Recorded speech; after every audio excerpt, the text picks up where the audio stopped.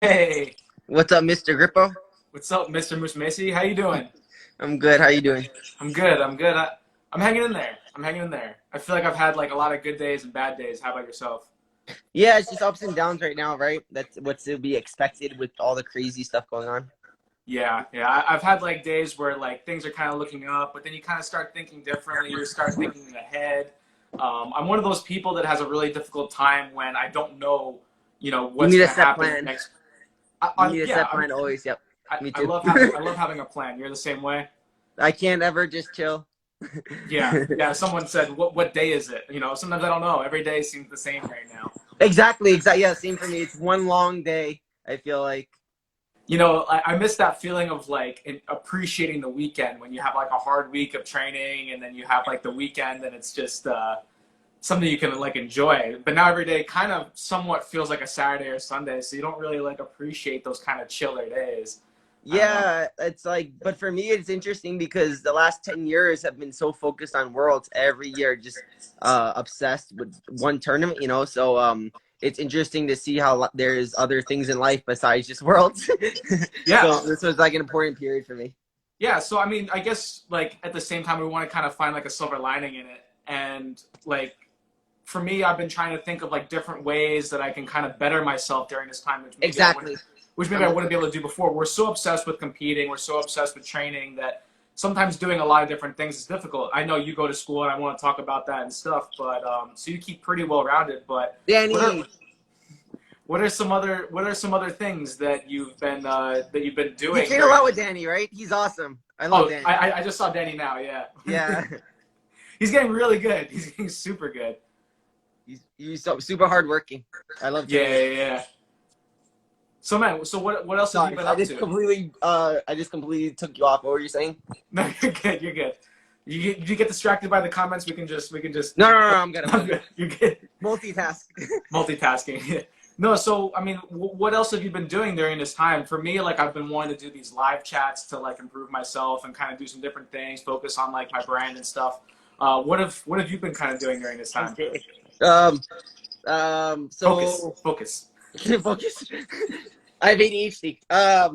So for me, what I've been doing is, I always, like I told you, I have to have a goal every second. I can never just be chilling. So right now I'm focusing on the LSAT because I want to study to go to law school next year.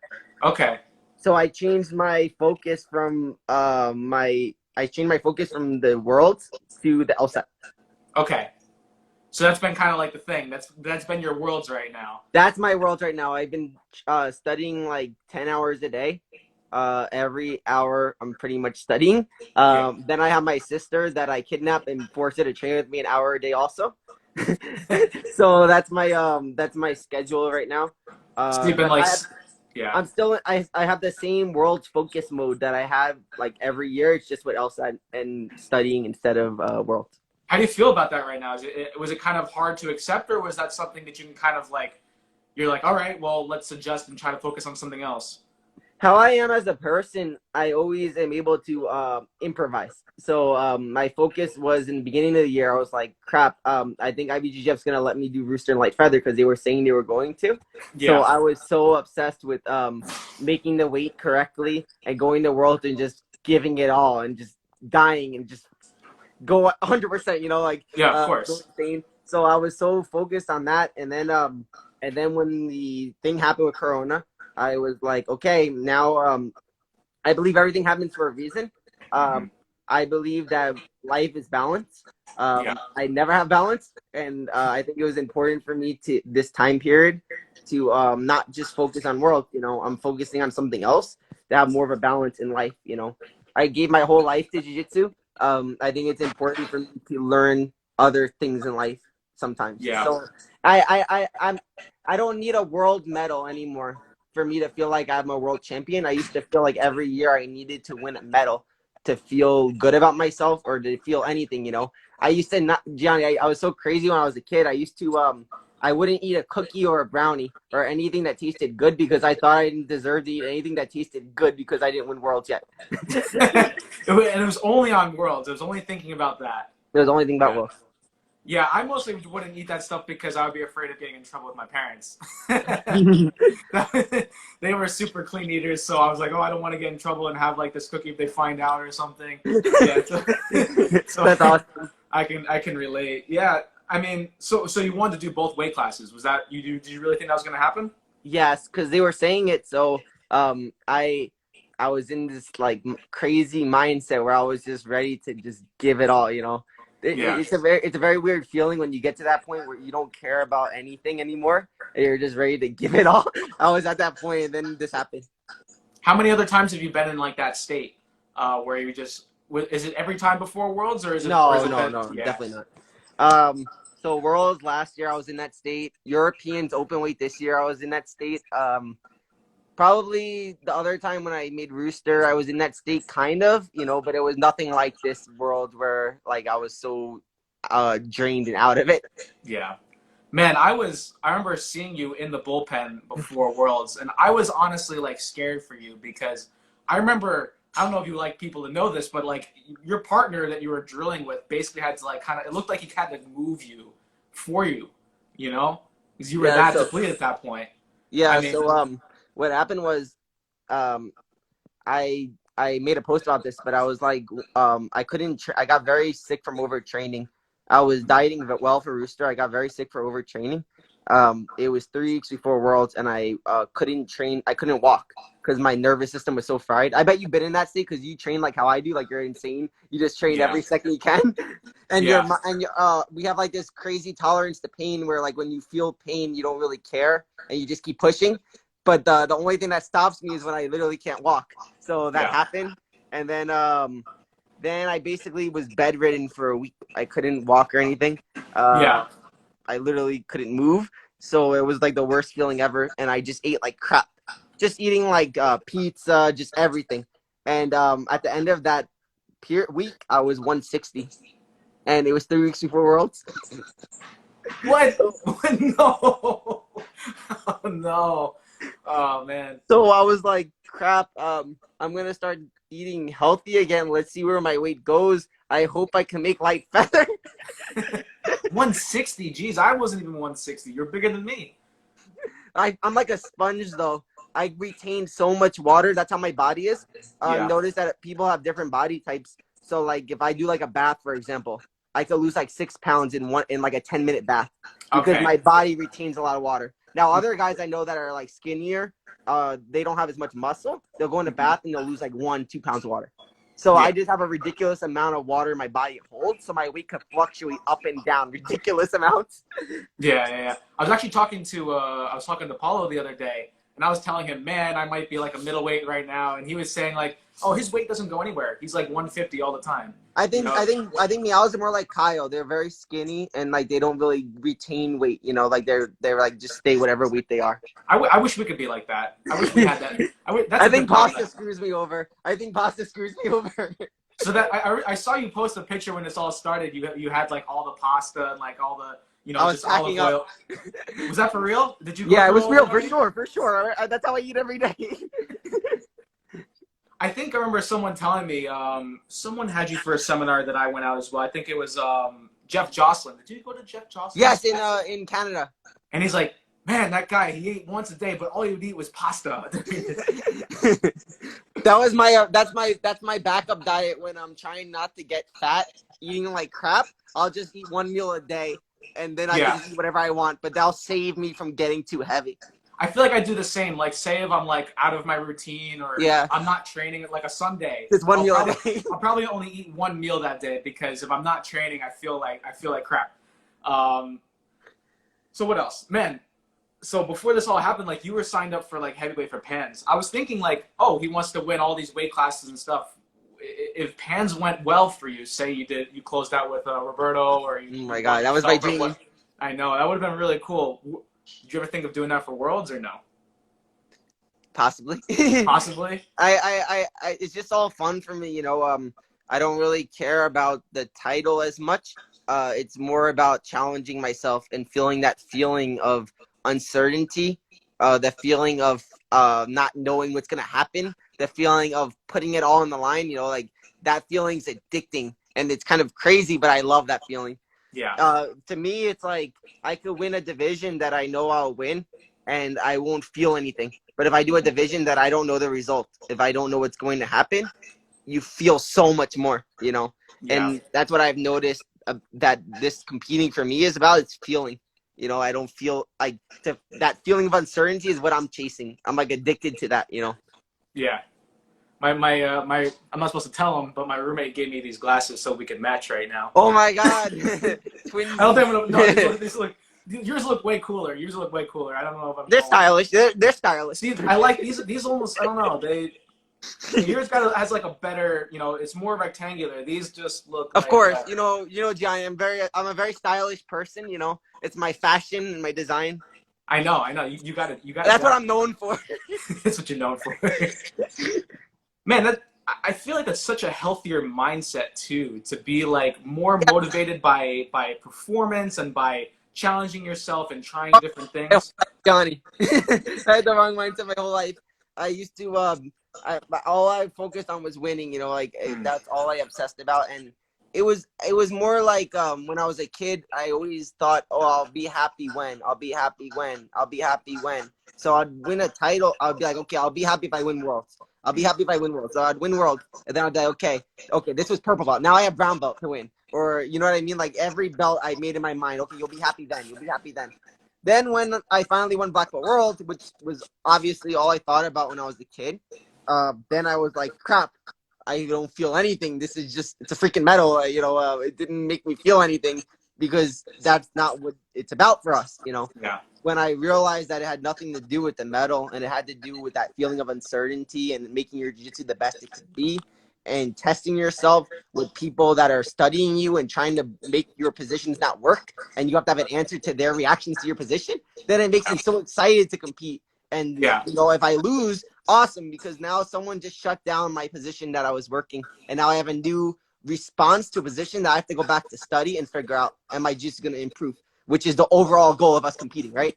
Yeah. So it's like healthier things to think about. It's thinking about like overcoming certain obstacles and challenges, but not just thinking about a result that sometimes you can't really control that either. You control the technique that you do. You can control your performance, but sometimes you can't control the result. You don't know. Sometimes someone that you might be fighting might just have a better day, or maybe the refs aren't working your way. One part of competing is your jiu-jitsu ability. That's one small part, Not the best. The person with the best jiu-jitsu doesn't always win, and and it's important to understand that. I think it's important to understand that that there's so many different elements to it. There's someone could just be amazing at strategy and win a tournament.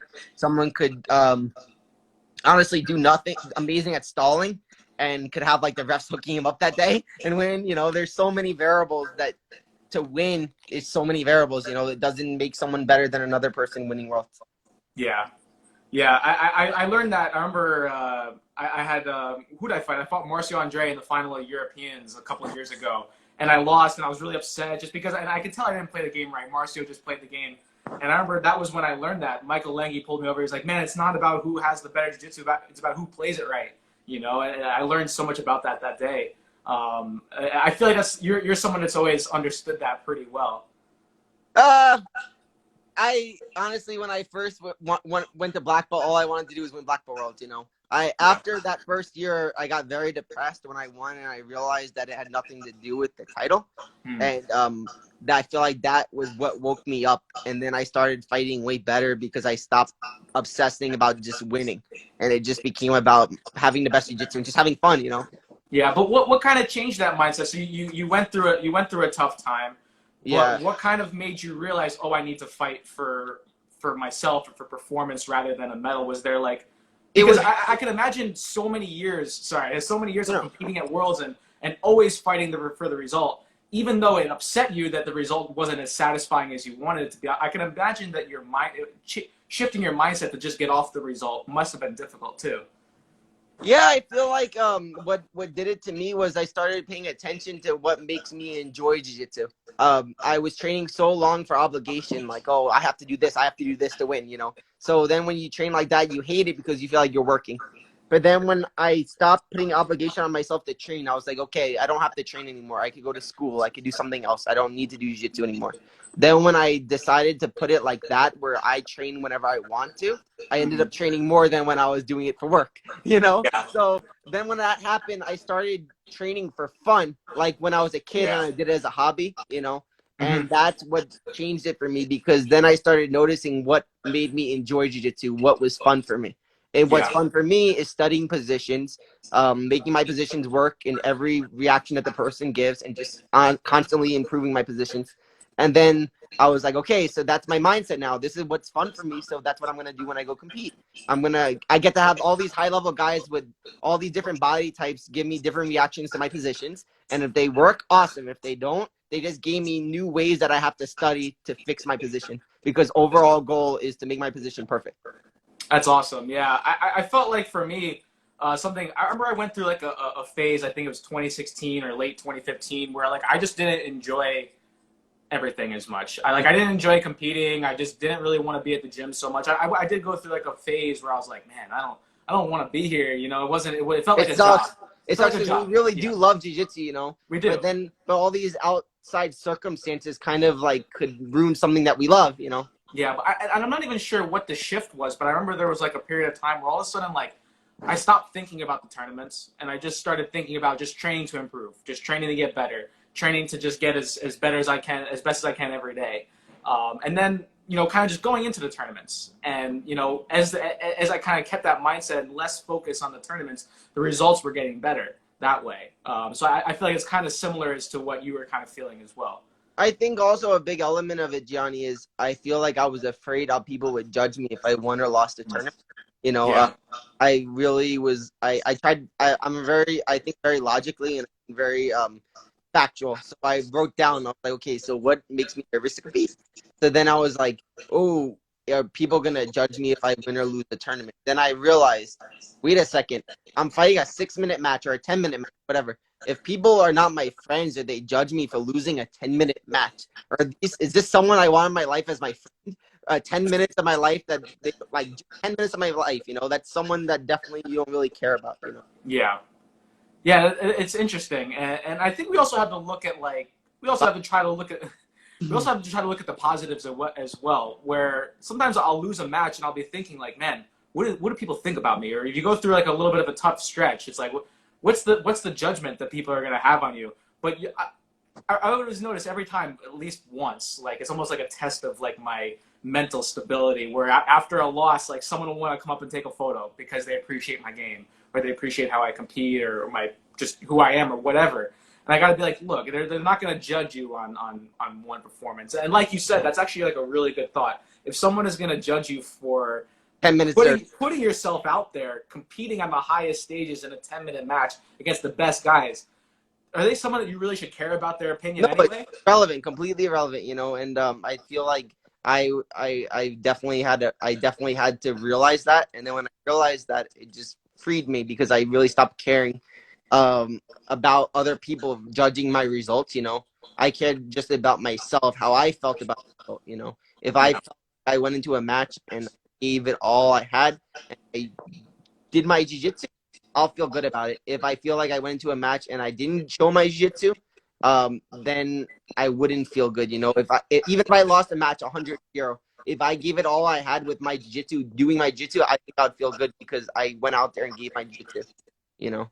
Yeah. And a lot of people that are willing to judge are the ones that, you know, maybe do train or whatever, but aren't the ones that are out there, you know? Yeah, but even think about it. Like, who really cares about what we do as a result? You know, they'll for a second they're like, oh, they lost this fight against him, and then the next week it's another tournament, and then another tournament, and then another tournament. You know, it's so Yeah. irrelevant, just one event. Yeah. I think I used to be a lot like that as well, where I would think so much about like if I had a bad result in an event, because at the end of the day, if you just continue to put yourself out there and you continue to, you know, build results and have good results, or not even results, but put on good performances, people will respect you for that, you know? I think it's more on the lines of this, Gianni, because I think I understand you as well. I think that you feel like, and I feel a lot of times that you work harder than a lot of the people that we're fighting, right? And you feel like your jiu-jitsu is better than the people you're fighting. So if you have a bad result against someone that you feel like you deserve to beat, then you feel horrible because you were like, what the hell? I worked so much harder than this person. My jiu-jitsu is so much better than this person, but I lost this match. You Yeah. know, that's how my mind is. Yeah. I wanted to ask as well about this. Over the last couple of years, I mean, we both talk about how much we train, but for me, I almost noticed a little bit of like, uh, we talk. I think we talked before about like feeling like you almost kind of have to suffer, and there's periods of times when the training is supposed to be hard, where you're supposed to kind of put yourself through that grind, but you also want to be able to enjoy the process as well. What's your thought on kind of like being able to find more of a balance? Because another thing that I noticed is I started enjoying training and competing more when I found myself like being a little bit more like social with people, or being able to, go outside of jiu-jitsu. Not that I'm, anyone, you get to ask anyone. I'm definitely not the one that goes out, but the one that can be more willing to just kind of be a little bit more laid back and then not skip training, but be able to kind of be a little bit more well-rounded in life too. Yeah. So I feel like for me, wait, what was your question again? I'm sorry. It was kind of like, what do you find it to be beneficial to be a little bit more well-rounded and well-balanced in life when it comes to training and competing as well? I feel like for sure, what happened with me was I felt like, oh, you were talking about being with suffering. I'm sorry, that's what you said before. Yeah, yeah, yeah. That was the first question. Then you added a second part. So then Sorry. It's I kind of the lost same. I I'm lost still my I'm train of still a thought. Okay, no, newbie I'm sorry. interviewer here. So I feel like it's important, the element of suffering, and I feel like the training that we do teaches us that. But I feel like that I've been training like this my whole life, so I feel more comfortable in the form of the suffering than Hmm. not suffering. And I feel like if I'm not suffering, I'm not training right. I don't know if you feel the same way. Yeah, yeah. Because No, I that's just understand. natural for me. I feel like that's the lifestyle we live, and a lot of people couldn't live this lifestyle, but but the difference is we're living, If we didn't feel uncomfortable, if we didn't feel suffering, if we didn't feel anything, we wouldn't be living, Yeah, My biggest fear would be to live on a flat line because we wouldn't feel anything. But because we keep putting ourselves out there, we keep making ourselves uncomfortable. That's more of the word it is, uncomfortable, We're doing stuff that we never feel comfortable. And that's why we're successful, I feel like success, you have to be uncomfortable. You have to sacrifice and you have to suffer. And it is a lot of sacrifice, Sometimes we're dieting, like we're starving, we're suffering, we're training when we can't walk, we can't move, who in their right mind would want to do that? But for us, that's normal, and we understand that we're doing it for end result, and it's a lifestyle, and once you come to peace with that, and you understand that peace in mind that, okay, this is gonna be a hard workout, I'm gonna suffer, or I'm doing this for an end result, because everything in life is a result that you're working towards, right? Everything are yeah, goals, and you're working toward them, and the process sometimes sucks. You can't enjoy the process, and most of the time you can't. But then after the fact, you can enjoy what you did, when you get the result done. Or I don't know, I have trouble sometimes enjoying the process of suffering, like you said. Like sometimes it's hard to enjoy the suffering and the balance when you're in it, but I think it's important to remember after the fact, this sucked, but I got through it and I felt great after. And then you do yeah. it again, and then you do it again. That's life, right? Exactly. No, that makes a lot of sense. It's more satisfying after the fact when you know that you put yourself through the work.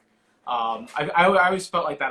When I would compete, I'd feel like I'd want to. Maybe this was a mindset that you had as well, where when I'm training and getting ready, I'm like, I want to leave no stone unturned. I want to make sure that I've done absolutely everything I could, and Because then your more. mind will doubt you when you're at the tournament. Your mind will be like, did I do everything? Your mind will go through everything before you fight, right? Yeah. Exactly. And you talked a little bit about it as well, like almost like talking about OT, like overtraining. OT, yes, And OT. to the That's point right. where like maybe you don't technically you don't need to do that, but you do it so that when you're in the competition you have like a peace of mind that you did absolutely everything. You're like, It's man, there's no way I could have done anything else to be prepared. For me, I feel like I used to overtrain a lot worse because I would be nervous about competing, so I would just train as hard as I could, and it would detriment me, because I would overtrain so hard, and it was a lack of confidence. I Hmm. feel like that's a big thing that I've seen myself do, and I've seen other people do, like my friends and stuff. But I feel like the only reason I overtrained before Worlds this year was because I was cutting so much weight and I had to keep training and I couldn't take as many rest days because of Rooster. Yeah, So yeah. I would love to take 2 to 3 rest days, but I literally have to keep burning calories every day. And my body, with the capacity it had, I was just going all out, and then my body gave up. You were probably just training until the day before, right? Obviously. So the week of Worlds, I was 141 for 123. The week of Worlds, 7 days before. So what I had to do was I was in California and I had to get in sweats, like 4 layers of sauna sweats, and I had to do 2 trainings a day. And I didn't do any jiu-jitsu, just wrestling, because I was in California. There were no jiu-jitsu people where I was. So I was doing 2 trainings a day, wrestling, and I would lose 5 to 6 pounds of water each training. And then I would rehydrate, and I would have a certain numbers I would be able to drink and eat that day. And every Wow. night I had to end at a certain weight. And I did this all the way down from 141 to 123 Yeah. in I 7 mean, days. I was the most overtrained I ever was in my life by the time I fought. hey man, hey, it worked out. But you That's probably why wouldn't. a lot of people were a lot of when after I won the fight with Bruno, Caio said, "Oh, you fought 30% or something." He was being literal because of the amount I overtrained that week in cut water. I was so out of it. Man, and you're kind of crazy too, because I remember we were I love talking, and you're it. and you were talking about wanting. Obviously, you eventually did light feather European. Yeah, but, Europeans Rooster again. I wanted to do but you were saying you wanted to do the whole year this Rooster year at Rooster. Why, after doing something like that, would you want to because do that again? in my mind I felt like it was a hard cut for me, and I'm a perfectionist, so I felt like in my mind I had to do it better. Yeah. So but then I was like gonna do it for Europeans, and I was actually lighter than I was for Worlds. I was like 137, 136. I was getting really light, and I was like way lighter than the week of Worlds, and I had like a month before Europeans still. So I was like, Yeah. wow, this is like the lightest I've been. Like this wouldn't even be that bad, because it was day before.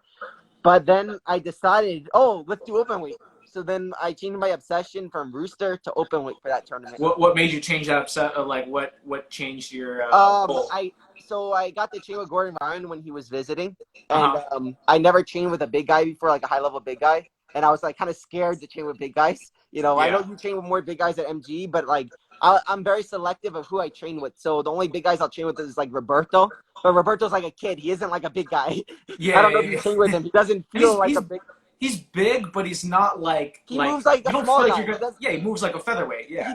Exactly. He doesn't feel like a heavyweight. So Yeah. then I have one other friend I train with here that I know would never hurt me. That I have no odds of getting hurt. So then I trained Yeah. with Gordon, and I was like, oh, I don't know what this is gonna be like training with like a high level big guy. And then I broke my fear of training with big guys. So now I was like, why not? That's awesome. But were you so when that guy, the second guy you had in the not quarterfinals, in the round before the quarters, when Yeah, he was cross facing you like big that, fat, the big heavy guy. were you kind of like in that moment? Where like, all right, why did I choose this? No, it's funny because I tell my friends this seriously. I have this weirdness with pain that like I enjoy pain. So when he was putting his forearm on my face, my nose was clogged, so I couldn't really breathe from my nose, and he was covering my mouth, so I couldn't really breathe well. But I kind of enjoyed it.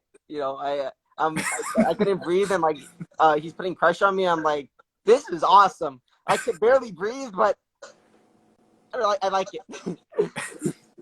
Well, I'm glad you appreciated it, because to me, when I saw it, I was like, Breaking my neck.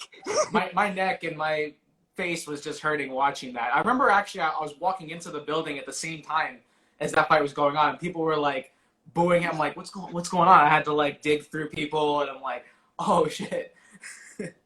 Yeah, so I remember crap, I keep forgetting my train of thought. I remember in December I was like kind of going through like a weird time, and I remember like I was kind of like in an emo state where I just wanted to like feel pain. I'm like, let's do open weight. Just wanted to put yourself through the most torture you could. Exactly. And that I feel like I'm kind of scared because first Worlds I put myself to the top, and then Europeans, I topped that doing something crazier. So what else am I gonna do, Gianni? Dude, you took a fight with Herbert. That's what you did. And then the Corona happened. Man, how did you feel? How was the training? Oh, are you still there? Yeah, I'm sorry. What happened? Okay. How was the training for that? Were you like, how are you adjusting your training all of a sudden to going with big guys? Oh, so it actually was going amazing. Not for Europeans, after Europeans. Mhm. Before Europeans, I had like 2 weeks, so I was just still training normal. And I feel like that was my problem when I fought Europeans. I didn't adjust any positions for big guys. Yeah. So I was playing my guard like I was playing with someone that's a light feather. So I feel like that affected my guard. And after fighting Muhammad, I realized, crap, like all my laws and theories and my rules of playing guard on position with the limbs and stuff, the open weight were completely off. It drove me crazy because every position I have rules in my mind, like all these set rules. Like if I do this, this happens. If I do this, this happens. But for Yeah. open weight, my rules weren't working exactly like how exactly I have in my mind because of the size of the limbs and the weight. So then I had to like recalculate in my mind all of my positions I was doing after Europeans. So I didn't get a chance to show how I fixed my positions, which I was excited to do, because I really did fix all my positions I was making mistakes with. Mhm. After that, I started making like really good for open weight for Pan Ams. It's all good. It's all good. Well, you know what? It might take a little bit of time, but we'll be back to it eventually. And hey, maybe you'll be like, just stronger for that point or whatever, well rested. Your No, face will feel better. because then right after I was training for the heavyweights, I started immediately training with my sister only every day, who's like 120 pounds. So I was only my drilling partner was 240 every day. I started doing after Europeans, just 240 morning and night, 240 morning and night. So then immediately after this, my sister, who's 120, is my main is the only person I train with now. So literally half the size.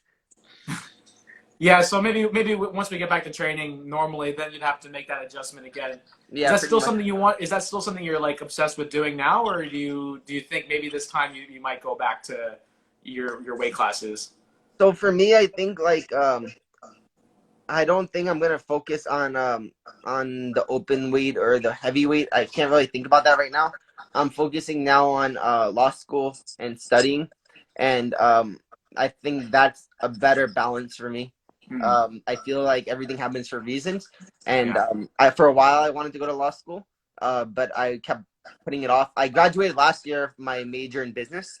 Okay. Last year I did, and then this was my first few months out of school, and I think it was good a year off, but now I think I'm ready to go back to to school, and I want to do law now and focus on training and balancing that. Yeah. I might go to school on the East Coast, so hopefully we can train. Yeah, that'd be awesome. That'd be awesome.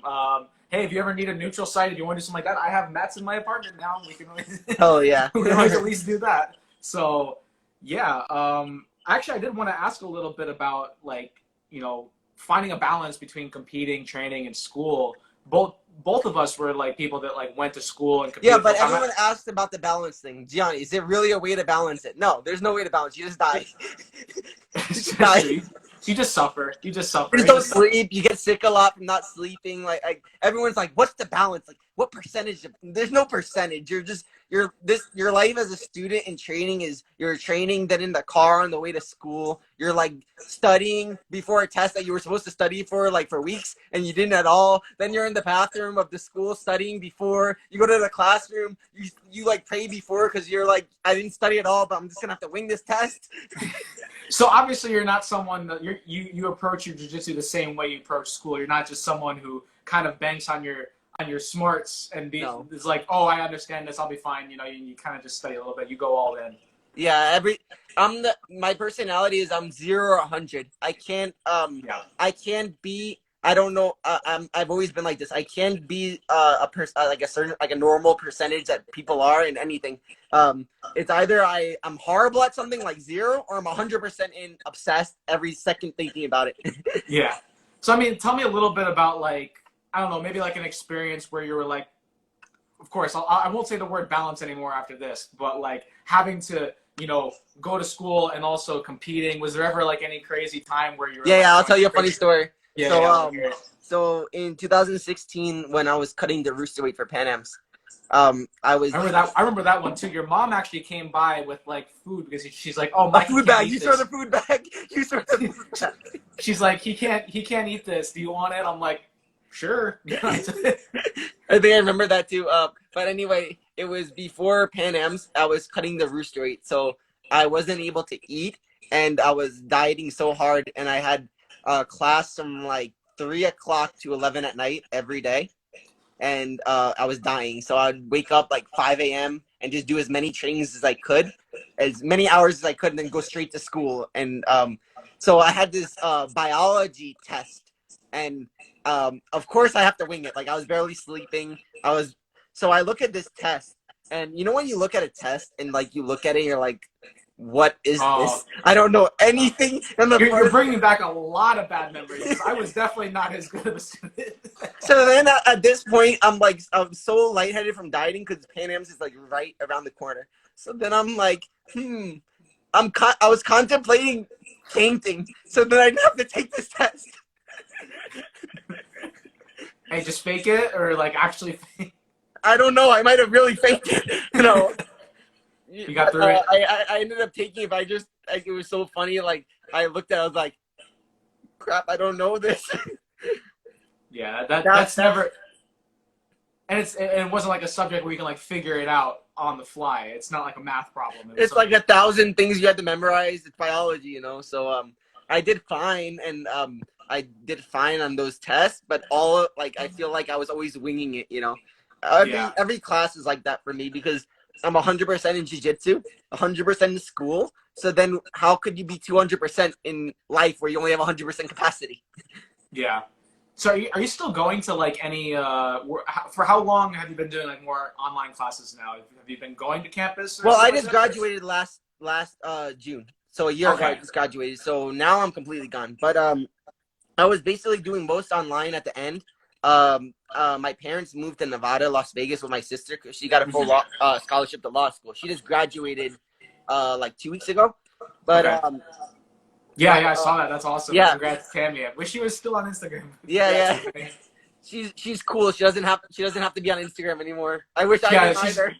Lives very carefree. That's awesome. Imagine not having any Instagram obligations and just disappearing off the grid. Not bad. I would love that. My grandma still lives in Florida where I was. So if I had a semester, I would be able to stay there and go to classes there, but mostly just strictly online. I was able to do like 17, 18 credits. It was a lot. What I did was the first year of school, I did all my in-course classes. Like I did the classes that I needed to be in school for. So then I had the leeway that if I needed to move, like my family did, I would be able to balance going back and forth. Yeah. So, I mean, I guess to all those people who talk about wanting to find that B word, which, is impossible, but what would you like suggest to them? What's like a way to be able to make it work? I think everyone looks for a way to be comfortable. Everyone looks for a way to like rationalize in their mind pain. You just accept it. Like you're gonna die, you're gonna have pain, and you're gonna enjoy it. You gotta enjoy the pain. Yeah. I feel like the more you fight it, the harder the pain is. When I was cutting, I came to that realization when I was cutting the rooster this time. I was in so much pain at one point where like you see, and what pain is, it's really just a feeling. It's like happiness, sadness. It's just a feeling. And if you don't fight the pain, if you don't touch it and you just let it sit in your mind and you just let it sit there and you don't go near it, it has no power over you. But the second you fight it, ooh, this is uncomfortable. This doesn't feel, now it's way bigger. Now it's growing.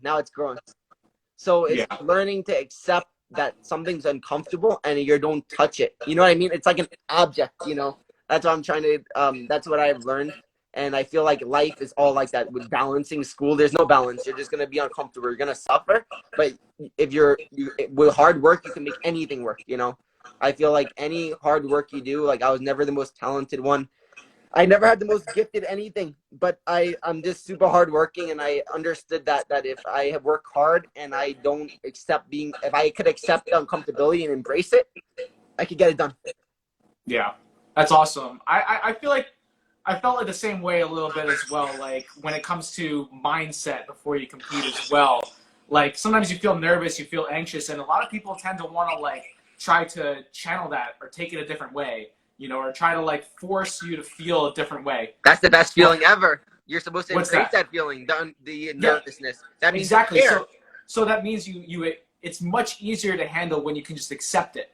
When you're kind of like, okay, I'm nervous, I have anxiety, but that's how it is. I'm going to use that to my advantage. I'm going to use that as like as positive energy. It's like you eat a You know? cake. If you eat a cake, what is the flavor of cake? It has a certain flavor. You wouldn't try to numb out the flavor of cake, would you? Competing has a certain flavor. It never goes away, but you love that flavor. You know, there's a part of you that loves it. It's love hate. Yeah, yeah. I'm especially missing it now. You know, I look back and you know, The weather sometimes change is getting me. The huh? weather change because it's getting hot now. So Yes. I feel like it's World's time. It has the smells and the feels of Worlds. Now we're in New York. We're all able to kind of like wear shorts and t-shirts. It's mostly starting to get to that weather, maybe like a light sweatshirt. And usually I like what comes up on my memories on Instagram is like all the training camps before Worlds. All the people saying how hard they're training and how amazing they feel and all the bullshit. It's cool too. Also, like I don't know if it's the same experience for you, but like I appreciate the Worlds training just because there's a lot of camaraderie at that time. Like everyone always does like all these random tournaments during the year. Some people do Europeans, some people don't. Some people do Pan, some people don't. All these different tournaments. There's never really like, at least at Marcelo's, there's never really like a camp because there's only a couple people that are always doing every tournament. But Worlds, it seems like there's so many other people that like actually are competing. Everyone kind of comes together because everyone does that one tournament. So I think the most satisfying is you're also at a huge major gym. You know, I'm not at a huge major gym. You know, so in Vegas, I train at just small local family gyms. So all year is pretty much the same. okay. If Worlds is coming around, like the local people that I train with, they'll push me more and they'll be more around to help me. Like they'll be like, oh, I'm here to drill with you if you need. You know, I have more people around that help me, but it's always the same. You know, I don't really consider Worlds different than anything. It's just another tournament for me, just like if I did any other tournament. Yeah. You know, it's not building it up in my mind as such a big thing. It's just a medal. It's any other tournament. With the way like how you train like for tournaments and the way you put yourself through like suffering as we've been talking about, is that maybe a reason why it's always been kind of we don't see you compete like all the time? Because if you competed every other weekend or every weekend, I would die. You would How I am is I'm 100% or nothing. So if I'm gonna do a tournament, I usually would have to be 100% into that camp, yeah, you know, and training how I feel I deserve to win, you know. So I feel like so for me to commit to a competition, it has to do with that, you know. yeah, Also, like I told you, I didn't compete a lot because I felt like how I train, I'm in prison all the time. I always say this to people, I'm in prison because I suffer yeah. so much. Explain that prison statement a bit. So in prison, someone wakes up, they have their routine, they repeat it every day, doing the same thing, and they have a limit, a restriction of calories. I think 1,500 calories. I might be wrong, 1,800 maybe. I don't know, but I feel That's about like as much as in the ice cream that I have in the fridge right now. so one serving. So I feel like I'm always overtraining, I'm always pushing, like never feel comfortable. The hardest day for me is the rest day because I don't like to rest. I feel like when I'm resting, I'm thinking about the training the next day, and I'm usually so overtrained that I can't even relax because I'm messing up my nervous system. So you know, so I feel like it's a prison sentence almost because there's no balance. You know, life is supposed to have balance, but we never have balance. So when you have a camp embracing no balance, it's very hard. Yeah. No, I can imagine. I have a So love with this. You see, like a part of me a second ago, I was like, oh, I love this. The training's fun. And then another part of me, I'm like, no, it's prison. yeah. But have you been able to make a little bit of adjustment? I noticed there's like a few tournaments this past year that you kind of just jumped into. Was that kind of like a challenge? Was that kind of like a challenge in itself for you that you kind of wanted to embrace? Yeah, so even in the lower belts, I never competed a lot. In purple belt, I only did 3 tournaments. I remember that. Like, man, this guy competes like 3 times a year, kills everybody, and then he's gets promoted next belt. then brown belt, I did like 3 or 4 tournaments. Black belt, Worlds for 2018, I did 0 tournaments no, 7. I did one tournament before in the year, and then 18 to 19 I did 0 tournaments, just worlds. And you never have any problem with that. You've Because never I like train, always how I train would be equivalent to somebody doing an insane world's camp, if that makes sense. okay. So Yeah. I've never, that's why I don't like calling it camp. The only time I'll call something a camp is if I'm dieting, because Yeah. because other than that, my training stays the same, or I have to focus on my A game, because I don't like to compete a lot because I feel like it stops my evolution. So if I have to compete every month, I can't focus on things I'm bad at or things that I'm not doing well at. So if I have to compete if I have a year gap in between, I can focus on an area that it's not my A game, right? So I could focus on Yeah. improving other areas, and then close to the tournament, I can go back to my A game. I guess Yeah. that's how I now thinking about it. I would define a camp for me is when I'm back working my A game. I don't like to compete a lot because of that. I don't feel like I can continue to work my A game as much as I want to because I have to work on other flaws that I have. Yeah. I guess more I was thinking about like not competing so much and thinking about like your mindset. Like I noticed for me, when I took like 4 months off of competing, which is a long time for me. I like to compete. That's a long time for you. That's crazy. It's a long time for me. But I was like, I felt like I had a little bit of a harder time controlling like my anxiety, and not that you, like we said, wanted to accept it, but you want to keep it at a certain level. And to me, I was almost like not. I felt like maybe I wasn't handling it as well as I would have liked to. Do you feel like you not competing a lot? Sometimes it makes it difficult for you to like mentally, not mentally handle things. You obviously handle it very well, but You feel you out of control. know what I'm saying? Feel out of control more. You're trying A little bit. control when you compete a lot because you feel more comfortable because you're used to the feelings of competing and everything. But then when you don't compete a lot, you feel like you lose control. Yeah. That's what it has to do with. Because that's what I felt when I took a year from competing worlds to worlds. But then I had like my best before. I had some of my good performances doing that. So I can't say that it detrimented me. I just know I feel like it's experience, and once you know that feeling, I feel like performing under that insane uncomfortable feeling at the world center stage, I feel like if you're able to understand that feeling and just do your moves, then you're fine. It doesn't matter how ring rust you are or anything if you just train every day the same way. Yeah. You kind of take training the same as competition. You try not to have too much of a difference between the two? No, because in training, I have no ego. I will help. I'm literally training the people to beat me. So I don't really have an ego in training at all. I'll open up more. I'll end up in worse positions. But in tournaments, it's a different mindset. I'm more aggressive. I'm different. Yeah, of course. I have to ask this because we have like about 10 minutes left, and my our social media person here for Grip Tape was really curious. She saw a post of yours about you being super. I mean, obviously everyone knows you're like incredibly flexible, and she tries to be the same way. But do you have any advice on that? I know maybe it's just your body type, or is you to have that type of flexibility? I guess for me it was because when I was a little kid, I stretched a lot. Like I've done jiu-jitsu my whole life, so my body's just bent. It's literally bent from just all the years. Yeah. I guess it's like a muscle. You could just build the flexibility over time, progressing with stretching. I do 0 stretching now. It's just my body's deformed from all the years of jiu-jitsu. So I'm like a pretzel. Man, it must have been so strange for all the big guys to be dealing with you, because not only are you like a small person, but like one of the more flexible people to deal with. I remember watching like the match with Muhammad, and at the same time thinking from an outsider's perspective, like this huge guy should have the upper hand, but at the same time I couldn't figure out what he was going to be able to do as well. I feel like how I see passing someone's guard is like. Did you ever play the video game MLB? I did, yes. Wait. The MLB, right? Yeah. PSP. Did you have a PSP? Yeah. Oh, Long time ago. MLB 07 maybe. I don't know which one I had. But, I used to have I used to have to update them every year. Yeah. So in the strike zone when you're like the box, the cool box, like when you throw balls and strikes. So I think of passing as the strike zone, the box, and for someone to pass, my strike zone is way smaller than someone with a big strike yes, zone. yes. So for him to pass my Big guard with my people's knees strike on my zones are like chest, this. Yours is about like yeah, so this. it makes it way harder for someone to pass my guard. So I obviously the strength and the size and weight of him, but I just feel like the strike zone's so much smaller. For a pitcher, that'd be so much harder to be in the strike zone. Yeah. Do you almost feel like if you fight like a featherweight or a lightweight or light featherweight, they might have a better chance of passing sometimes than They're a really smaller. big guy? They're smaller. Yeah. So they have less volume that they need to fit into that small space.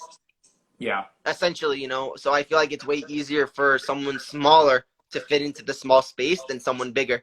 It's too. So imagine someone so big and they have to fit in a tiny box. It's very difficult. That's why I feel like with the big guys, I feel so comfortable playing guard because of that. Yeah. If I'm positionally correct, it makes it very hard. Yeah. So we got a little bit away from the flexible. Wait, did we give like a legit answer to? I just said or is stretch it more. more I have no real advice. I'm not this yoga person. I don't do any yoga or stretch or anything. Yeah, so sorry, Amanda, if you're still watching this, Sorry. I kind of figured it's good. Speaking of like guard passing as well, I remember the first. Do you remember the first time we ever trained together? We went to. When I was a purple belt. You messaged me. You're like, oh, come to this open mat, and it'll be a bunch of people, and it was not an open mat. You said it was an open mat. It was just. Oh, it was Tammy's friend. It was Tammy's friend, and it was John Kim. John Kim. Yeah. Yeah, it was just the four of us. I'm like, am I getting set up into something here? And I didn't even know. Well, it's funny. I've never been there before. I distinctly remember. I'm like, I didn't know who you were at that time. You had just got your purple belt, and for me, I think I had just won World of Brown. I was messaging you for private lessons when I was a blue belt. I know. I still had no idea who you were. Okay. But anyways, we go into the training, and I remember like just feeling something different. I'm like, wow, this is gonna take me a while, or it might not even happen.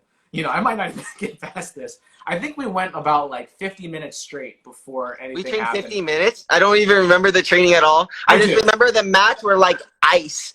Like they were like frozen. I never trained on like cold mats like that before. Oh yeah, because it was right before Christmas. That's the only thing I remember from that training at all. I just remember, wow, this is crazy. I've never been on like ice mats. Can we skate on these? They're like frozen. Well, I remember that training session made me question my life because I'm like, what is this little child giving me this hard time for? I remember I was like, I remember asking you like, oh, how will I do in purple belt? Because I never competed in purple belt yet. I just came from juvenile. You're like, you're going to do great, Mikey. I was like, thank you. I'm like, I wouldn't worry about purple belt so much. I think you're going to be okay. Yeah, but I was talking to my friends the other day about how like when I was like growing up, like 14, 15, like all I did was watch like your matches, and like you really inspired me a lot when I was younger. That's awesome. Thank you for that. Yeah, of course. I mean, I hope like not even like technique wise, but I always hope I can like inspire people just through like work ethic as well, because for me, I wasn't like naturally talented at all. It took me 18 years to be halfway decent in anything. That's how long I've been training. I'm the same way. I like every sport I try, anything I try, I suck at. Tammy's better at me in everything we've done. But like nothing comes easy as well. But I always like kind of preach that just being consistent and working hard always is the only way to like get things done. Yeah, friends forever. Someone's BFFs. Dude, I remember that Abu Dhabi trip that we had as well. That was so much fun. That was fun. Besides the fact that I died cutting weight, remember I ate after that in the hotel, the pasta. Well, the funny thing was like I don't think you cut nearly as much weight as you had to. No. Like in other times, but you were like really nervous about it. I think we were talking to Satava. I was dying. So how much should I lose in the sauna? Yeah, he was telling me how to cut water. I was like all concerned about the cut. I was eating pineapple all day because I was like, I'm gonna lose sodium eating the pineapple. Do you like look at that experience now and you're like, wow, I was so naive at that time, especially after these times going to rooster weight? Yeah, because that was like 8 pounds more than rooster. I remember as well, like I remember the tournament had different like weigh-in times for like black belts. And you and me were the first two there. That's what I was gonna say. I remember I was like coaching Satava, I was coaching Aaron. Some people were competing, and later that day we were gonna weigh in. And I'm like, oh, it was like 2 hours before the weigh-in. Let me just go check my weight. And I'm already there sitting there. And you were like there by yourself. And I'm like, you know what? Or you're just like, Gianni, do you want to sit and join with me? And you're And like, I'm okay, fine. I was like, not really. It's hot out here, but I'll do it.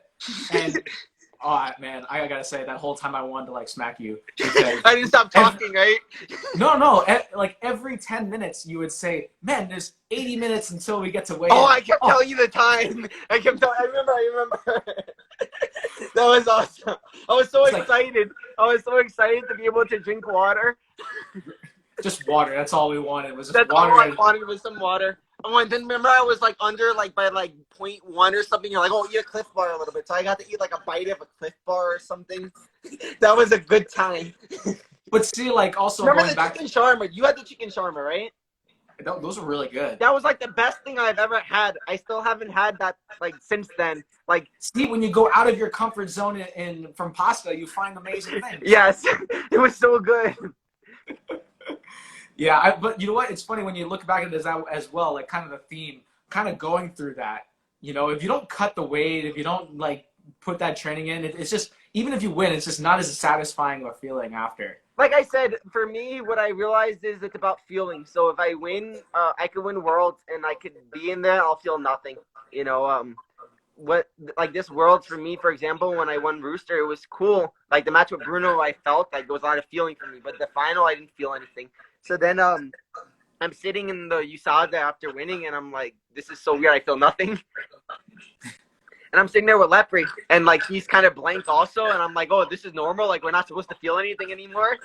Is this what it's like when you win it multiple times? You just stop. You don't really feel anymore, and you kind of like you're kind of like an adrenaline junkie, and you look to try to feel. Like yeah. that feeling of craziness is what I like am addicted to. So that's why the open weight was cool for me, because I got to feel that again. Yeah. No, I understand that completely now. Like I'm always so.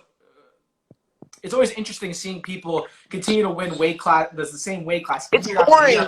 Who wants to have the same podium every year? The same guys. It's like, okay, maybe, and then you fight the same guy like 10 times. I don't know. It's not fun for me. Yeah. Well, dude, man, this went by really fast. We have like 2 minutes before it cuts us off, but. I wanted to ask, do you ever use finger tape at all? How are your hands? I have zero jiu-jitsu fingers. Look at my hands. Wow. How do you do that? I have nothing. I don't. Tammy has jiu-jitsu fingers. I have zero, and I just don't understand. I think when we were kids, our coach Shark, he always said, "Hey guys, so you have two options. You can make sleeve grips, or you can make pistol grips." So I tried to make sleeve grip, and I was like, this hurts. I'm gonna go pistol. And then I saw Marcelo Garcia. He always did pistol also. So I'm like, okay, I don't have to do sleeve. Screw sleeve.